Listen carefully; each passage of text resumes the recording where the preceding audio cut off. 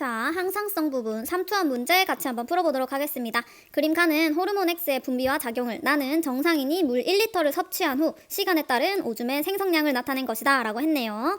자, 지금 보니까 뇌하체 후엽에서 분비되는 호르몬이고 콩팥이 표적기관인 호르몬이네요. 그리고 혈장 삼투압 변화를 조절하는 호르몬 X는 뭘까요? 그쵸? 항이뇨 호르몬 ADH를 나타내고 있겠죠.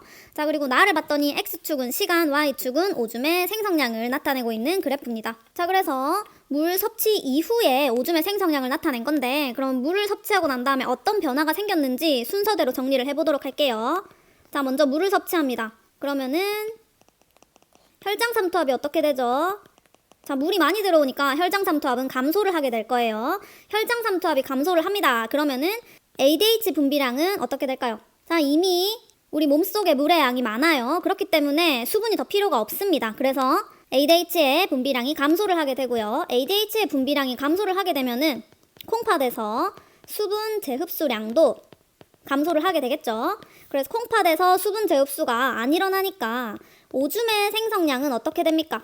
오줌의 생성량은 증가를 하게 될 거고요. 더 나아가서 오줌의 삼투압은 어떻게 될까요? 오줌에 물이 많이 들어있으니까 오줌의 삼투압은 감소를 하게 되겠죠. 그래서 순서대로 이렇게 변화가 일어납니다. 자, 그럼 문제를 한번 보도록 할게요.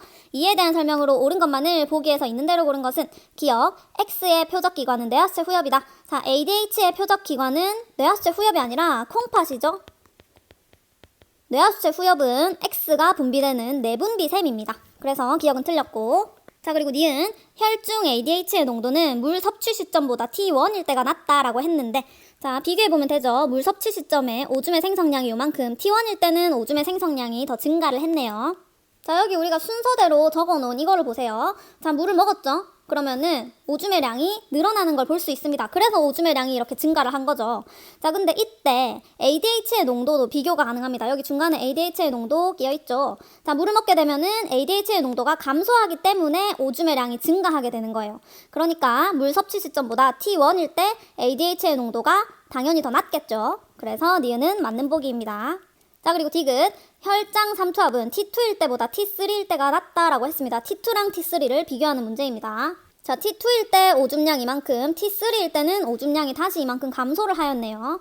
자, 그럼 여기서 혈장 삼투압이랑 오줌량 얘네 둘을 비교해가지고 분석을 하면 되겠죠. 자, 혈장 삼투압이랑 오줌량은 혈장 삼투압이 감소하면은 오줌량이 증가하고 혈장 삼투압이 증가하면은 오줌량이 감소하는 경향을 보입니다. 근데 지금 T2에서 T3로 갔을 때 오줌량이 감소를 했죠. 그럼 혈장 삼투압은 증가했다고 생각을 하면 되겠죠. 그래서 혈장 삼투압은 T2일 때보다 T3일 때가 높다라고 해야 맞는 보기가 됩니다.